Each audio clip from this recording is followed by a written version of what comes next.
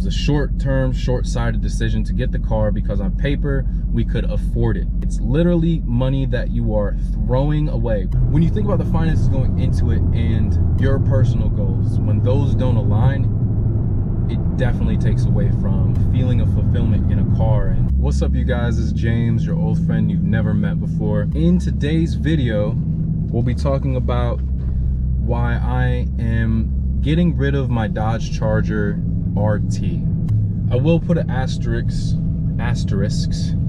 that not 100% that I'll be getting rid of my car, but a big change will happen and needs to happen. I posted a video about basically going over the finances of this car, and that video did a couple of things. One, it forced me to actually look at how much I'm putting into this car on a monthly basis, on a yearly basis, across the entire ownership of the vehicle, as well as share that with the world. Essentially, I mean, I think it's got 10,000 views at this point and dozens and dozens of comments at this point, with people sharing their own opinions and beliefs and facts, if you will, just about the financial situation that I'm in. The cost of ownership video that I made for this car made me really gain a lot of perspective, both internally and externally, around my current financial situation. That being said, it was a hard pill to swallow, but ultimately this car is not, for me in my current financial situation, sustainable long term. I guess that brings me to my first point, which is short-term thinking versus long-term thinking. In the short term, this is the car that I wanted for a while. The Charger itself, not necessarily RT. Of course, I'd love a Scat Pack or a Hellcat, but I've wanted a Dodge Charger with a V8 for a while. The opportunity presented itself where I could make that into a reality. It came at a time in my life where, let's just say, there was uncertainty in my life, and also just cold hard fact, I did not have a car at the time. The car that I had before that had broken down, and so I was in need of a car, and I was presented with an opportunity to buy a car that I've wanted for quite some time, and quite literally was dreaming about having.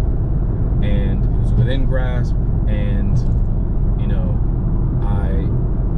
I had a talk with my wife there at the dealership. We didn't go home and think about it. We just had a conversation there. It took about 30 minutes. And we were just like, fuck it, we'll make it happen. This is something that, you know, will bring me joy and I can make content on, which both of those are true. But that was definitely heavy-handed, emotional decision to get this car rather than a pragmatic decision to get this car.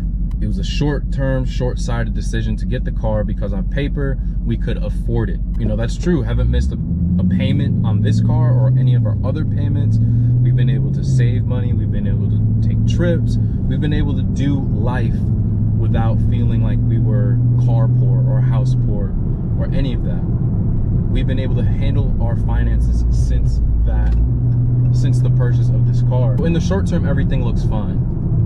But in the long term, with some of the comments from my old video, I started looking more and thinking more about interest. Obviously, I know that interest is a bad thing, but I never really thought about it in the frame of it's literally money that you are throwing away, burning. It's not going towards the car. It's literally money that you are throwing away. If I complete the loan with my interest rate, I will have paid $20,000 almost in interest alone, meaning that purchase price of this car with tax, title, and tags is not $40,000. It is actually $60,000.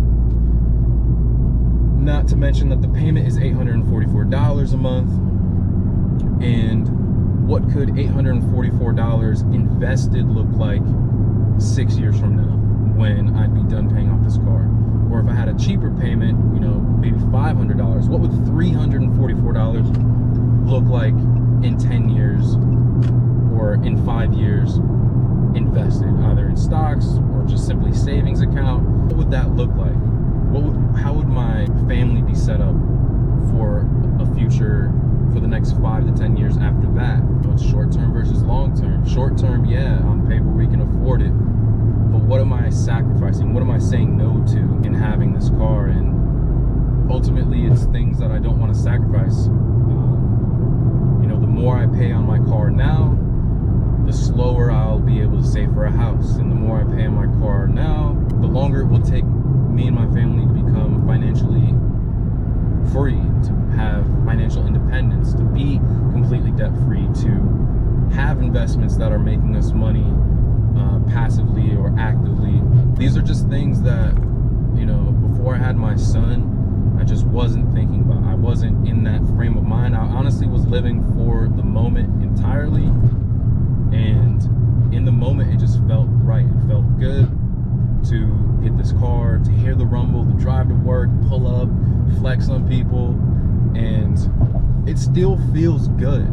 When you think about the finances going into it and your personal goals, when those don't align, it definitely takes away from feeling of fulfillment in a car. And maybe that in and of itself, to have any fulfillment in a material thing, is just the wrong way of going about life. There's for sure an element of joy and happiness that you can get from cars, and car enthusiasts like myself will definitely understand that. There's a cost to everything, and ultimately my family comes first.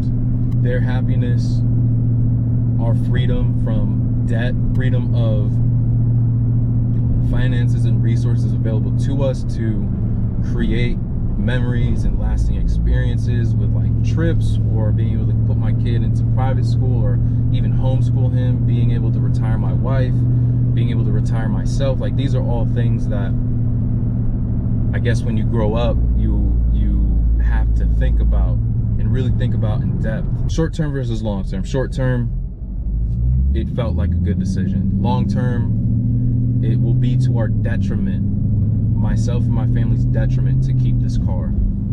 And it was all under the fallacy of affordability.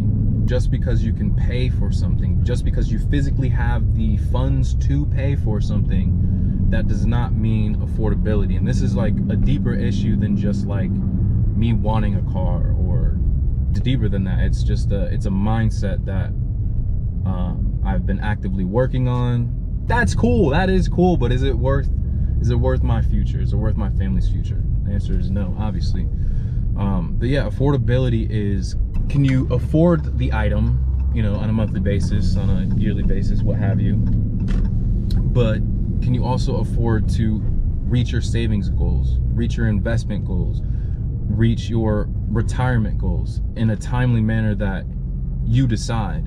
And when the answer is no to those things, then you can't really afford the thing. So yeah, there is a world in which I keep the Charger, and that would be great. I would love to keep this car, but that world is a world where I refinance for a rate and term that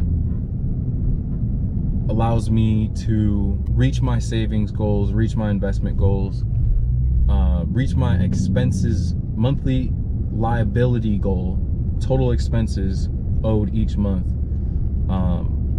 All those things would have to come together in order for me to feel like I can truly afford this car. And so payment would have to be at least $200 or $300 cheaper a month, and the interest on it would at least have to be cut in half, if not a third, if not a quarter of the interest that I'm currently set up to pay. So yeah, I guess this is more of just like a PSA of sorts, or just like a disclaimer for anyone looking to buy a car, especially the younger guys. I just implore you to think about your future and learn from the mistakes of people who have already done it and are working their way out of that particular mistake. I definitely learned through hard knocks and through going through it on my own. It's not to say that I didn't have parents or family members or even close friends who have warned me against certain financial mistakes that I've made, but that's the best way that I learn. And so I can't expect the younger people, or even my peers or older, who are maybe not thinking the way that I am now, to take my advice, because I'm just some guy on the internet. that's all that you can hope to do in life, is to learn from your mistakes and take them as lessons, and really just adjust to the game. Shout out Larry June. Adjust to the game, and and continue to improve upon yourself, improve upon your situation. I hope that this has brought some people at least some value. If you're on the fence about buying a Charger or any car that has a higher price tag to it, I hope that you consider what your financial goals are for the future, not just the next 6 months or a year, but the next 5, 10, 20, 40, 50 years. What are your financial goals, and does this car help you with those goals? Is it neutral, or does it entirely take away? And I'm at a point where it just feels like this car is taking away from those goals, and an adjustment needs to be made. And that very well could be me getting rid of this car. When with having a kid, making decisions, having a bigger purpose than just yourself, having a wife that depends on me, a son that depends on me, making decisions with that in mind just feels so much more fulfilling, that I'm setting us up to have a better life, to have a life that we're proud of, and that I respect, that my family respects, that my friends respect. All that to say, probably gonna sell my car and get something cheaper, a little rust bucket.